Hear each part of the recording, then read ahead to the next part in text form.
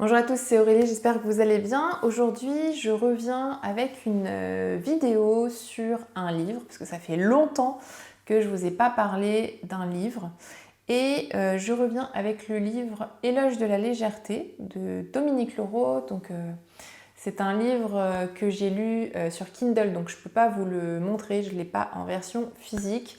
Mais j'avais envie de vous parler en fait de 10 conseils que j'ai trouvé pertinents dans ce livre. Alors il y en a bien plus, mais c'est les 10 que j'ai trouvé les plus intéressants et j'avais envie aujourd'hui de vous les partager. Je sais que vous aimez bien quand je partage comme ça des idées de livres, que vous les ayez lus ou non, ça peut vous donner envie de vous replonger peut-être dans leur lecture ou de les découvrir si vous ne les connaissez pas.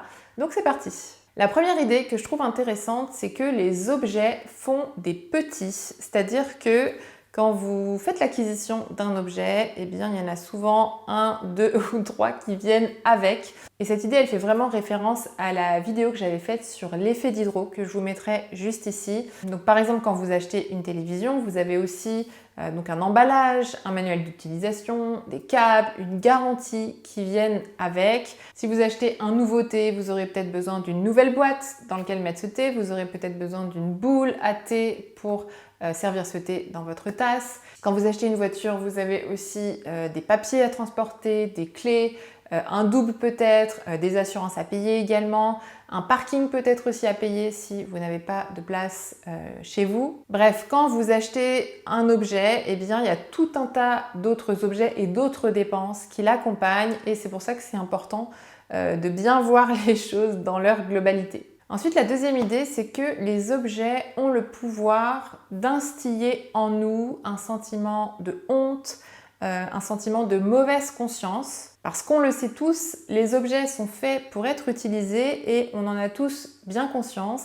Et donc, quand il y a certains objets qu'on n'utilise pas, eh bien, on va développer de la honte, de la culpabilité, de la mauvaise conscience en se disant qu'on les a peut-être achetés pour rien ou peut-être si c'est un cadeau qu'on a accepté un cadeau alors qu'on n'avait pas forcément envie d'accepter ce cadeau mais finalement on aimerait bien le donner mais en fait on s'en veut aussi de le donner. Donc bref, il y a tout un tas de sentiments très désagréables qui nous parcourent l'esprit et le corps quand on regarde ces objets-là.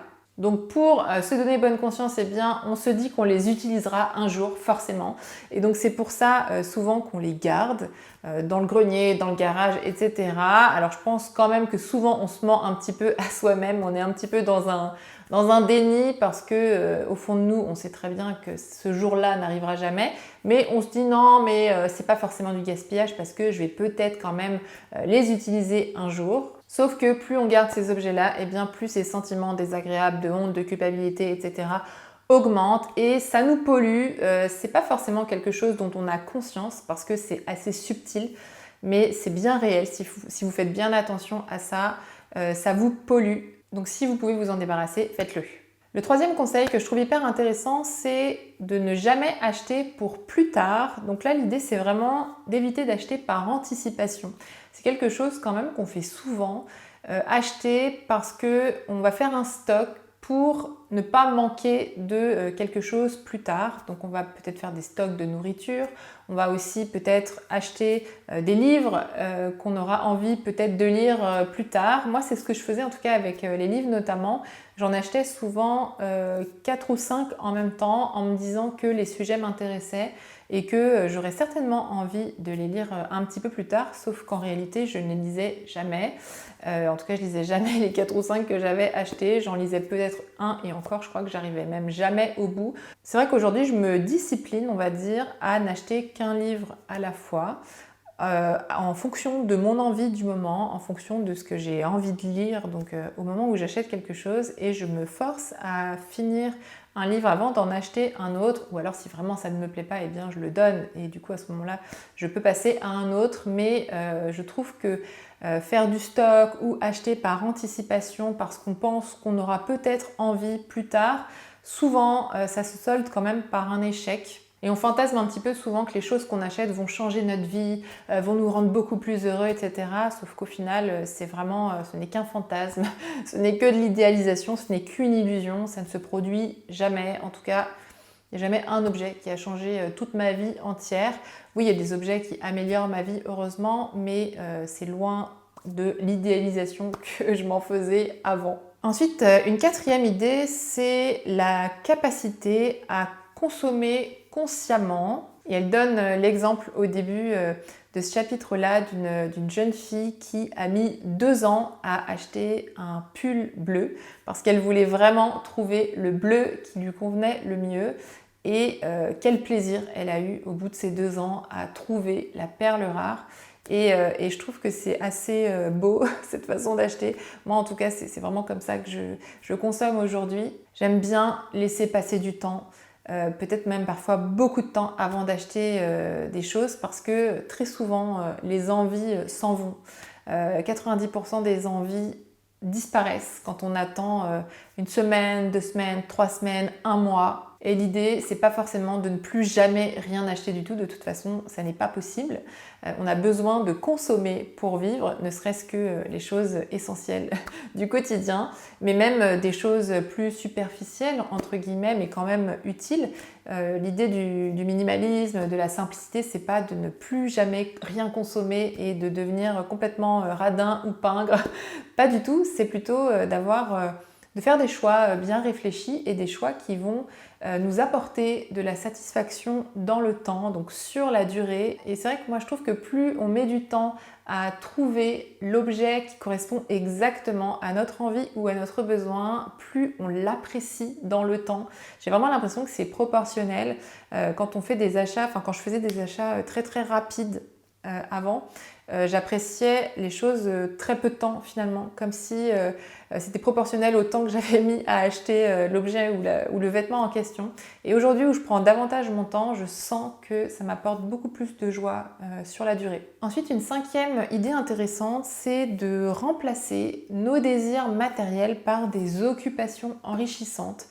C'est quelque chose dont je parle beaucoup dans notre programme Consommer moins pour vivre mieux, dans lequel on vous aide en fait à revoir un petit peu votre consommation pour consommer de manière plus responsable, plus raisonnée, à mieux gérer aussi vos dépenses, votre budget, etc. pour retrouver de la sérénité par rapport à tout ça. Et c'est vrai qu'il y a tout un module où je parle beaucoup de ça, de la capacité finalement à remplacer la consommation par d'autres choses, parce que c'est vrai qu'on est éduqué à percevoir la consommation comme une distraction, comme un divertissement à part entière, et donc forcément eh bien, ça va occuper nos plages de loisirs, je dirais, et ça va prendre une grande place dans notre vie très souvent. Et finalement, il y a une grande partie de notre plaisir, de notre joie qui va passer par cette activité de consommation. Et pour moi, c'est normal en fait de ressentir comme ça du plaisir et de la joie, mais en consommant. Mais je trouve que on est un petit peu focalisé sur cette activité-là, alors qu'il y a tout un tas d'autres activités qui peuvent aussi nous apporter du plaisir et de la joie. Et je pense qu'il faut simplement ouvrir un petit peu son regard, ouvrir ses horizons pour se rendre compte que c'est pas la seule façon de se faire plaisir dans la vie.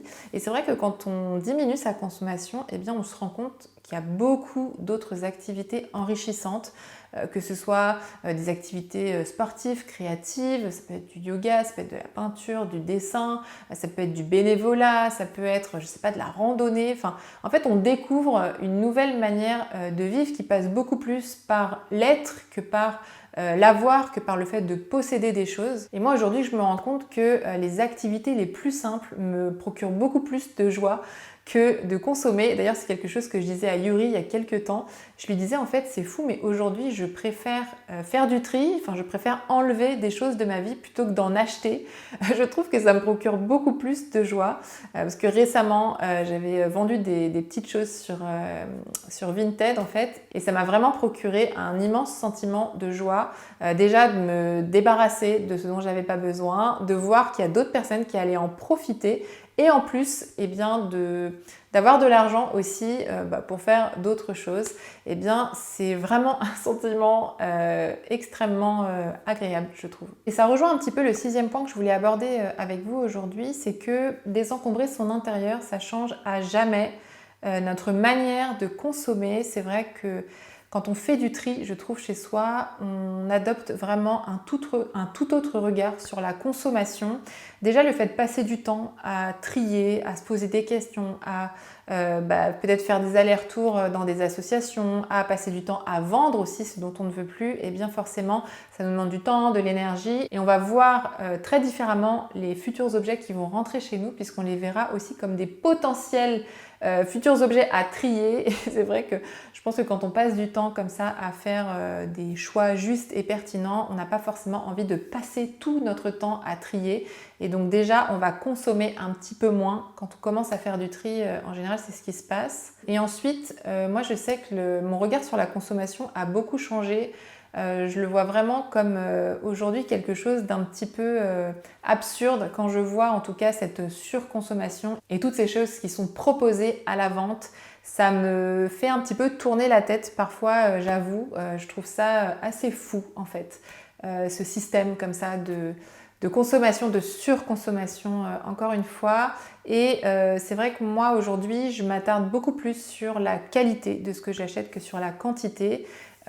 Et donc je vais passer beaucoup de temps à trouver déjà l'objet dont j'ai besoin, que ce soit en termes de qualité, de fonctionnalité, etc. Donc je vais beaucoup me renseigner sur la composition, sur les avis aussi des autres personnes qui ont déjà acquis l'objet en question. Et je ne consomme plus du tout avec insouciance, avec ma naïveté, avec ma spontanéité d'avant.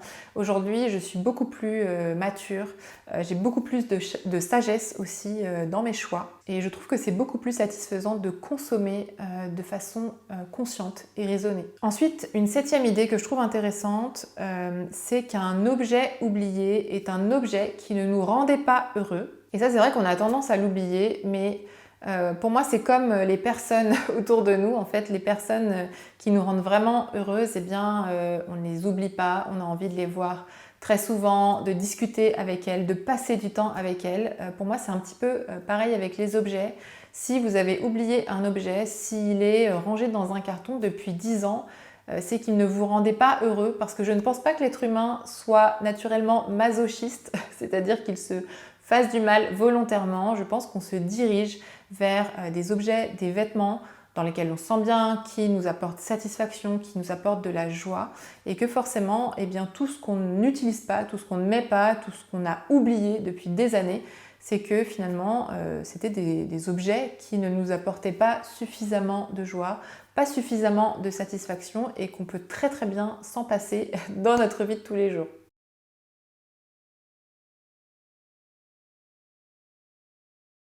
La 8e idée intéressante, c'est après une première purge, vous en ferez une seconde. Et ça, c'est vraiment quelque chose que j'observe dans notre programme de désencombrement, donc Vivre mieux avec moins, où finalement avec Yuri, on accompagne des personnes dans le désencombrement de leur maison. C'est que souvent, le tri, ça se fait par cycle, et il y a plusieurs cycles. Vous n'allez pas désencombrer en un week-end. La plupart du temps, vous allez faire un premier tri qui va vous demander plusieurs semaines, voire plusieurs mois. Et ensuite, quelques temps après, vous allez avoir envie de refaire un passage, donc de refaire un tri. Et il y a certains élèves qui refont le programme en fait pour reprendre un petit peu le processus de A à Z, et qui trouvent d'autres choses à désencombrer, qui aussi ont pris le temps d'intégrer certaines idées, certains concepts, parce que parfois ça a besoin d'infuser. C'est pas forcément immédiat, c'est pas que intellectuel, c'est également émotionnel, c'est-à-dire que c'est pas parce que vous allez vous dire il faut que je me sépare de telle chose parce que j'en ai pas l'utilité, etc. et que voilà, globalement je sais que j'en ai pas besoin, mais pour autant c'est difficile, et c'est parce qu'il y a un attachement aussi émotionnel parfois à certains objets ou à certaines choses qui sont liées à cet objet, et donc parfois il faut prendre le temps un petit peu d'intégrer les choses, de se détacher aussi, et c'est souvent plus facile la deuxième fois, c'est encore plus facile la troisième fois, et voilà, c'est vraiment des cycles comme ça où vous allez refaire un tri, revenir sur certaines décisions que vous aviez déjà prises, où vous trouviez que vous aviez besoin de tel objet, et finalement la deuxième ou la troisième fois où vous revenez dessus, vous dites ah non, en fait ça c'est bon, maintenant je me sens prêt ou prête à le laisser partir, et c'est vrai que c'est très agréable, c'est très satisfaisant. Ensuite, une neuvième idée qui est hyper intéressante. Toutes les autres sont intéressantes, mais là, c'est vrai que je trouve que c'est très puissant comme point. C'est que les possessions du passé sont une énergie stagnante. En fait, l'idée, c'est que tout ce qui appartient au passé, c'est une énergie qui peut bloquer parfois notre présent et notre futur. Et ça, moi, je l'ai beaucoup observé puisque, comme je vous l'ai dit maintes fois, je suis quelqu'un qui était très attaché au passé. J'ai une nature assez nostalgique, on va dire. Et c'est vrai que ça m'a très longtemps bloqué. Ça m'a très longtemps empêché d'avancer. Et c'est marrant parce que je discutais avec ma sœur il y a quelques temps et elle, c'est vraiment une personne qui a gardé énormément de choses de son passé. Donc des objets qui sont toujours dans la maison de mes parents. Elle ne vit plus du tout là. Elle est dans un autre pays et pourtant elle ressent ce poids du passé.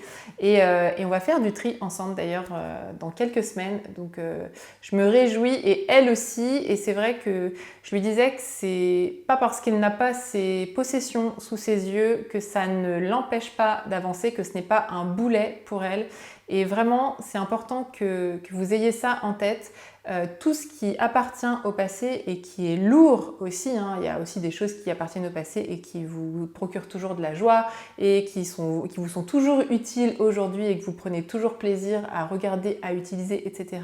Mais c'est vrai quand même que la plupart de nos possessions qui appartiennent au passé, on ne les utilise pas forcément, c'est pas forcément des choses qui sont associées à de bons souvenirs, il y a des choses qui nous rappellent aussi d'anciennes versions de nous-mêmes et donc forcément ça va nous bloquer. Alors ça peut être un petit peu, ça peut être beaucoup, ça peut être entre les deux, ça dépend des personnes bien sûr, mais ça va nous bloquer très souvent à avancer, à évoluer aussi dans notre vie et donc c'est intéressant je pense quand même de faire du tri dans tout ce passé pour faire un petit peu table rase et repartir sur de nouvelles bases. Et enfin, la 10e et dernière idée que j'avais envie de partager avec vous dans cette vidéo, c'est que lorsqu'il y a hésitation pendant plus d'une minute, c'est que l'objet n'est pas essentiel. Ça rejoint un petit peu l'expression quand il y a un doute, c'est qu'il n'y a pas de doute. Si vous hésitez sur un objet, eh bien c'est qu'il ne vous est pas essentiel parce que si on vous disait est-ce que ta brosse à dents t'est utile, est-ce que ta brosse à cheveux t'est utile, eh bien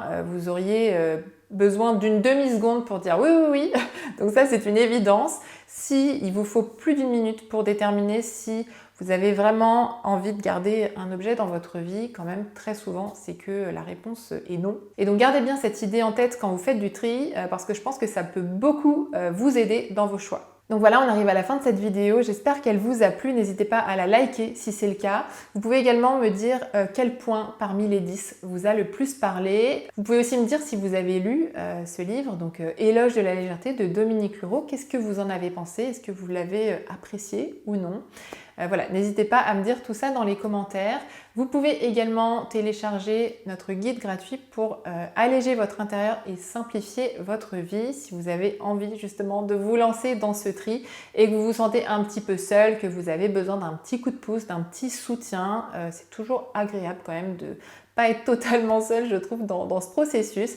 Donc vous pouvez télécharger notre guide en cliquant juste ici ou sur le lien qui est juste en dessous de cette vidéo. Et moi, je vous dis à très bientôt dans une prochaine vidéo. Salut!